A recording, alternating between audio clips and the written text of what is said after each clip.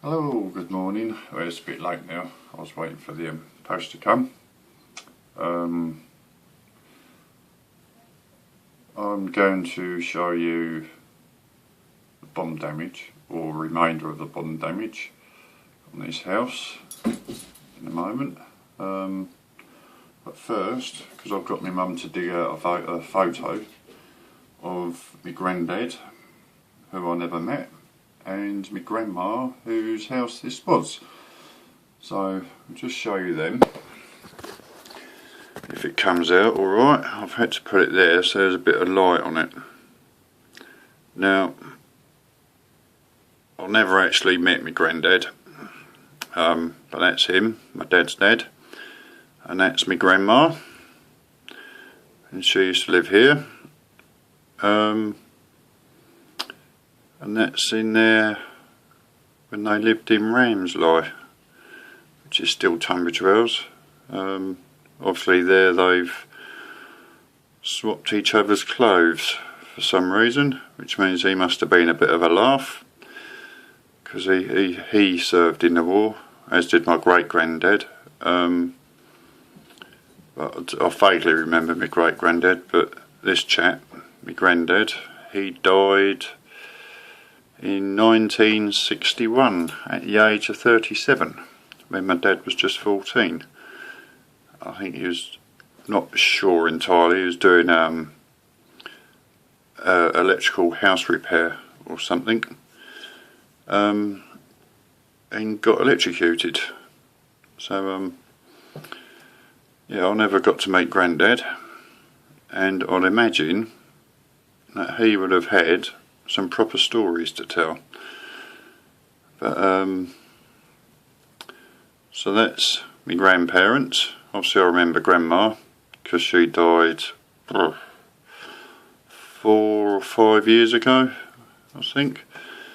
So that's them. I thought, as we're talking about the war, I ought to give them a mention and give Mum this photo back, because it's a bit tatty, but it's really old. So what I'm going to do, I'm going to pause this quickly. I don't know if you can see me like that. Pause this quickly and take you outside for a moment. Okay, hang on. So here we are outside. Now this wall, you can see it's fairly straight up the top, but if you come down it bulges right out. When you get to the edge like that, you can see how much that bulges out, and that was repointed as it was. Now I said, hang on a minute, I said that the end of the houses were, which would have been that one there, that the wall come down up the top, but according to my mum it was the end of that one there, which is about sort of that one there. That's the one where the end wall come down, because it was just over there, just not that house. There's a house there, it's just in front of that behind there is where the doodlebug landed. So that's that. Hang on, go back upstairs. And we're back upstairs. So I didn't stay out long because it's bloody cold. So I don't know how well you could see the wall being pregnant. But something else also. The gutters, which will be replaced when the roof is done. Hang on. Get off. They could be. I'm not saying they are, because it might have all been taken out, because obviously here you had Back to Britain going on overhead. There could be, don't know what you call it, is it shells? Bullet shells or something from the aeroplanes in the gutters still, because this is all original guttering. It's all cast iron, I think it's cast iron. Gutters, that'll all be coming out. It'd be interesting to see if there's anything in the gutters, because I remember stories from Grandma that they used to sit downstairs with the lights off, because when there was air raids, they used to have all their lights off, curtains drawn. They used to listen to all the shells hitting the roof. So, but that was at their house in Ramslife, but it's same in this area. But this end house, my one, still has original gutters, so that could be interesting. But it was just something else I was going to show you. It's not to do with the war. It's to do with whoever built this house. Just check the carpet's not too dirty. Hang on a minute. My doorway steps right over the stairs. So in that corner there, you've got a. It just drops. So I don't know what the designers were like back in the early 1800s, but never mind. Get back to what the postman brought for me today. So here we go. I have got to start with, just going to focus, tweezers, because I do need them. Sprue cutters, which are really nice. They are going to replace them, because they're a bit, they're small but too large for this hobby. Right, actually I don't need to go back in there. I can go back to where they come from. With the tool pack, I've got another modelling knife, which is nice, because the other one, wherever it is a bit too large. But good thing is the blades in this one are the same size as the pack of blades I got. And you get this. Now, obviously it's a file, but this will be interesting. There we go. Right, you lot, fuck it, hang on a minute. Good God, poxy bloody animals. Right. You are a pain in the arse. Go outside and catch a mole or something. God, right. Where was I? File. This is for burrs. Removing burrs. I'm not quite sure what burring is. So but that looks a bit, that'd do some damage. So I don't know if I use that or not. The other thing I got was the Ultimate Model Sanders, the starter pack, because it's got a bit of everything in there. So they're going to be good.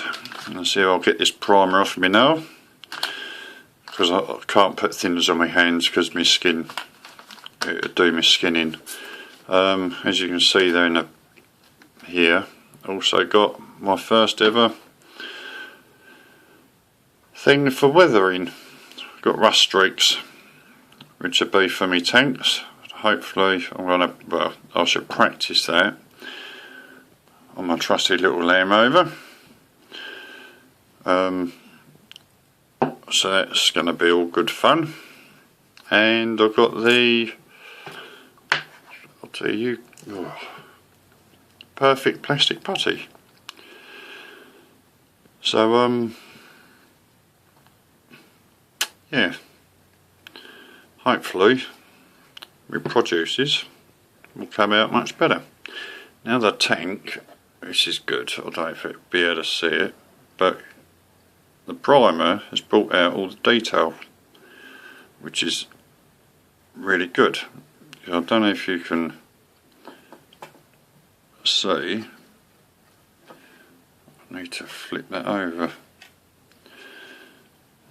I don't know if this will focus very well. You can see me bad priming job, but the primer's brought out the little detail. You see the little nuts, and also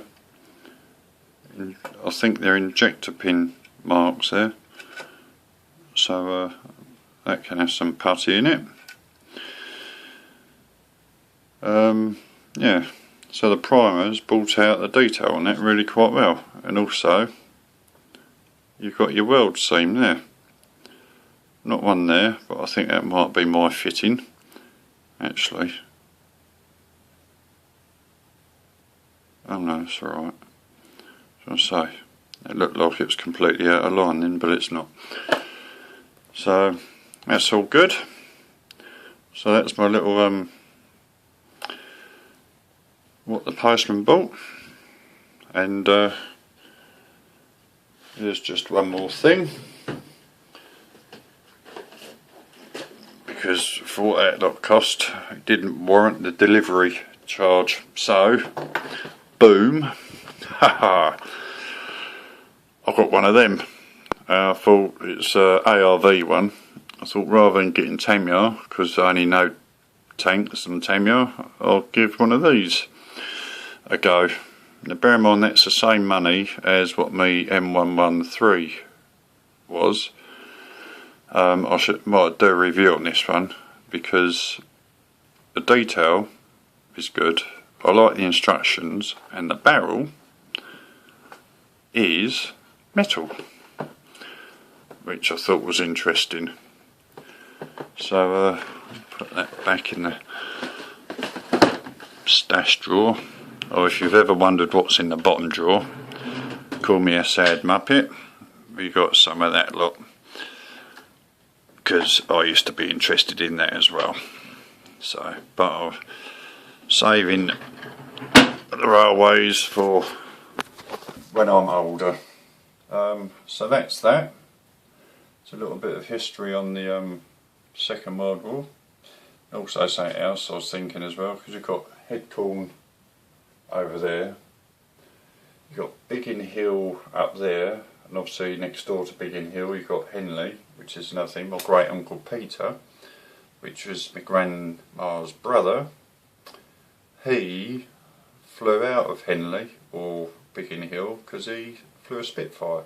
Well, I don't know a great deal of information. I've met him a few times, he's a good chap, but he lived up in Croydon, right near the it's I think it's called an aerodrome hotel. Got a big aeroplane out the front. There's a road opposite that, and that's where my great uncle Peter lived most of his life.